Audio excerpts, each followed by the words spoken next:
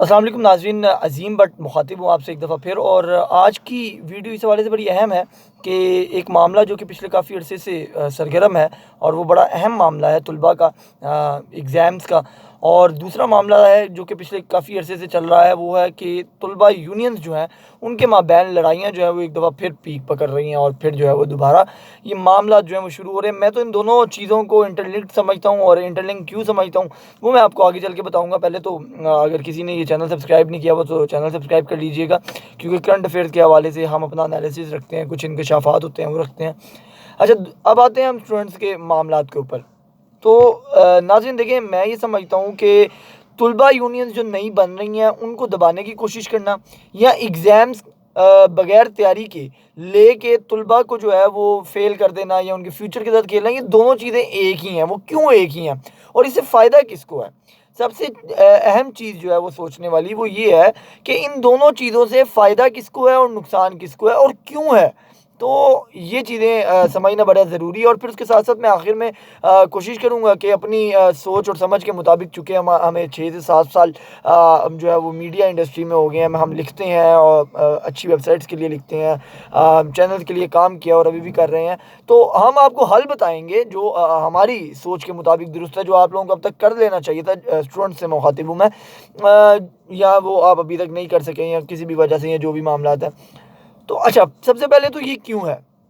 देखें, दोनों जगह पर एक चीज़ कॉमन आपको मिलेगी, और वो कॉमन चीज़ ये होगी कि तलबा के राइट्स को, तलबा की आज़ादी को, तलबा की सोच को दबाना, तलबा के फ्यूचर को ख़राब करना।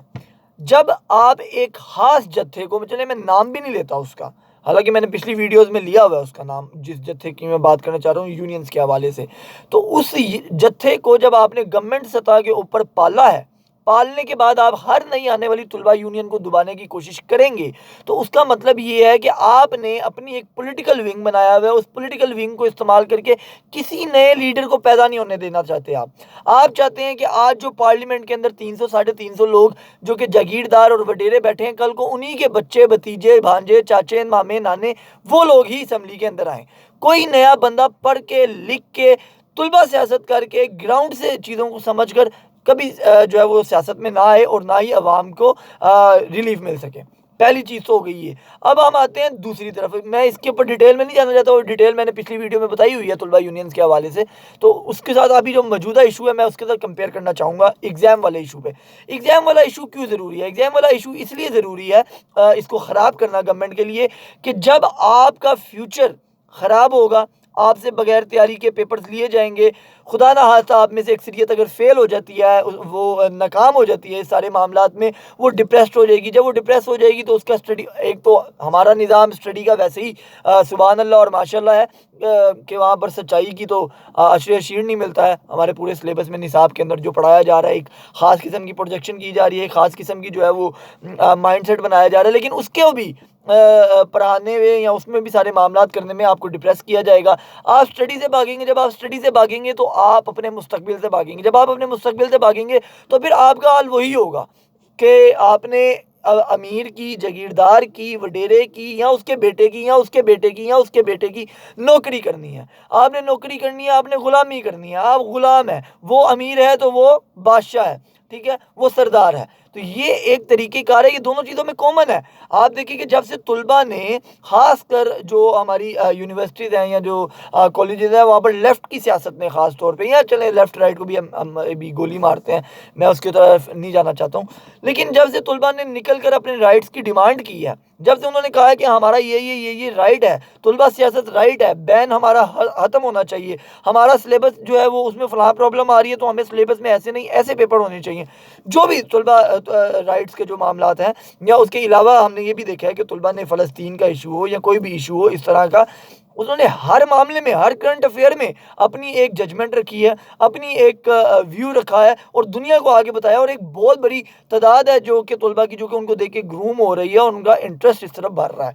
तो ये ख़तरा है उस निज़ाम के लिए, उस वडेराना और उस जागीरदाराना निज़ाम के लिए जो आप कर रहे हैं। अब आपका फ्यूचर बर्बाद करना इन लोगों का राइट है। अब आप देखें कि आपके लिए जो आवाज़ें उठाने वाले हैं असेंबलियों में, वो मैं उनकी नीयत पे शक नहीं करता हूँ, लेकिन ये है कि वो उनकी अगर आप करियर देखें तो वो वही हैं जो तुलबा सियासत से ऊपर हैं। साद रफ़ीक साहब कौन है? साद रफ़ीक साहब वो हैं जिन्होंने ग्राउंड की सियासत की, जिन्होंने तुलबा सियासत की और उसके बाद वो असेंबली में। अब इसका अब मैं इसके हल की तरफ आता हूँ और साथ थोड़ा-सा मैं कंपैरिज़न करता हूँ। प्रोजेक्शन बड़ी ज़रूरी है। क्योंकि हम मीडिया से हमें मालूम है कि आज जो दिखता है वो बिकता है। मैं लाहौर में बैठा हुआ हूँ, मुझे मालूम है कि पाकिस्तान मुस्लिम लीग नवाज़ लाहौर को उसका घर कहा जाता है, तो वो किस वजह से कहा जाता है? हालाँकि उसके पीछे जो जिन मेहनत जो है वो नज़र किसी को नहीं आती, जो प्रोजेक्शन है वो बड़ी इंपॉर्टेंट है। मरियम नवाज़ साहिबा इस वक़्त पूरे पाकिस्तान के अंदर उनका एक बूम है और मैं समझता हूँ अच्छी या बुरी किसी के कहने पे या खुद से या जैसे भी उन्होंने सियासत किया, वो इस वक़्त सियासत का एक बड़ा अहम जुज़ है और आप उनको चाह के भी उससे निकाल नहीं सकते। लेकिन अगर पाकिस्तान मुस्लिम लीग नून में मेहनत की बात की जाए तो हमजा शहबाज को मैं जानता हूँ, मेरी कितनी मुलाकातें रही हैं उनके साथ। आप अंदरून में चले जाएँ, अंदरून लाहौर में कोई ऐसा उनके सपोर्टर का घर नहीं है जहाँ पर उनके जनाज़े में, खुशी में, गमी में हमजा शहबाज आके उनसे मिलते नहीं हैं। लेकिन प्रोजेक्शन नहीं है। प्रोजेक्शन नहीं है, मीडिया टीम उस तरह की नहीं है, मामला तो उस तरह के नहीं है, लेकिन मरियम साहिबा के बहुत ज़बरदस्त है। ये बुरी चीज़ नहीं है, अच्छी चीज़ है। आपने इसको यूज़ करना है, अपने लिए भी इस्तेमाल करना है और आपके साथ जो लोग हैं उनके लिए भी इस्तेमाल करना है। अब प्रोजेक्शन बड़ी ज़रूरी है। अब इसी तरह आप तुलबा सियासत और जो वडेराना निज़ाम है उसकी मैं एक छोटी सी एग्ज़ाम्पल देता हूँ। मैं जिस एरिया से ताल्लुक़ रखता हूँ वहाँ पर मियाँ मुज्तबा शजाउर रहमान जो है वो एमपी हैं। वो एमपी हैं जो कि इस पंजाब के 2 दफ़ा मिनिस्टर भी रह चुके हैं। वो शख्स सोने का चम्मच लेके पैदा हुआ है। 4 साल 6 महीने हर बार वो शख्स अपने एरिया में नहीं घुसता है। आखिर के 6 महीने भी उसकी गर्दन से सरिया नहीं उतरता है। वो इसीलिए चूँकि हमज़ा या शहबाज शरीफ या मरियम नवाज़ वहाँ पे एरियाज़ का चक्कर लगाते तो उनके साथ खड़ा होके हमारे सामने नज़र आता है। अदरवाइज़ वो नज़र ही नहीं आता। क़यादत से कितनी दफ़ा कहा कि भाईजान इनको हटाएँ। आवाम ने कितनी दफ़ा प्रोटेस्ट किया कि किसी बंदे को लेके आएँ, लेकिन वो चूँकि सोने के समय चम्मच लेके पैदा आया है, वो पार्टी फंड ज़्यादा देता है उसपे। लेकिन उसकी निस्बत कुछ एमपी ऐसे भी हैं, गज़ाली सलीम भट्ट हैं, चोई शहबाज हैं। ये सारे कौन हैं जो तुलबा सियासत करके आए हैं। चोई शहबाज एमएसएफ के जो है वो प्रेसिडेंट भी रहे या दूसरे ओहदों पे भी रहे। अब ये वो लोग हैं जो आपकी आवाज़ उठा रहे हैं। इस तरह आपको देखना पड़ेगा प्रोजेक्शन क्या है। अब मैं आखिर में हल की तरफ आता हूँ। तो मैंने छोटे-छोटे कंपैरिज़न करने थे, आगे आपने खुद समझना है। मैं हल की तरफ आता हूँ। हल आपको बताता हूँ, चूँकि मैं मीडिया से हूँ, मैं इस चीज़ को समझता हूँ थोड़ा बहुत जितना भी। अब तक आपको रिट पिटीशन दायर कर देनी चाहिए थी हाई कोर्ट के अंदर एग्ज़ाम्स को रुकवाने के लिए। देखें, आपने एहतजाज किया, वो आपका राइट था, आपको करना चाहिए। हम तब भी आपके लिए खड़े हैं, आपके लिए लिख भी रहे हैं, आपके लिए बोल भी रहे हैं, लेकिन उसके बावजूद आपको हाई कोर्ट में पिटीशन जो है वो दायर करनी चाहिए थी। अब तक आपको दायर कर चुका होना चाहिए था कि भई ये हमारे मामला था, ये 500 स्टूडेंट्स हम खड़े हुए हैं, ये हमारी एप्लीकेशन है, हमारे एग्ज़ाम रुकवाए जाएँ। क्योंकि आप देखें, टीएलपी की एग्जांपल आपके सामने है, वो अच्छे थे या बुरे थे मैं उसके ऊपर नहीं जा रहा, लेकिन उन्होंने क्या नहीं किया, उन्होंने एहतजाज किया, तोड़-फोड़ की, जानें दे दी, लेकिन उसके बावजूद उनके मुतालबात पूरे नहीं हुए हैं। लेकिन उसकी निस्बत आप ये देखें कि ये ताजिर बिरादरी है, कोरोना की कोई भी लहर आती है, वो जाते हैं, वो ना एहतजाज करते हैं, ना लड़ाई करते हैं, ना जानें देते हैं, वो चुप करके हाई कोर्ट में एक पिटीशन दायर करते हैं कि हमने कारोबार करना है। हाई कोर्ट कहती है या सुप्रीम कोर्ट कहती है कि हाँ जी ठीक है करने दें, वो कर रहे हैं। ये बहुत इंपॉर्टेंट चीज़ है, तब भी आपको जो प्रोजेक्शन है तब भी मिलेगी। तो मेरा ख्याल है कि अब भी एग्जांपल आपके पास है कि कल की तारीख में आप जाएँ, जाके हाई कोर्ट के अंदर एप्लीकेशन दें, फौरी तौर के ऊपर अपने एग्ज़ाम्स को रुकवाएँ और उसके बाद जद्दोजहद करें। तो फिलहाल के लिए इतना ही, इजाज़त दीजिए।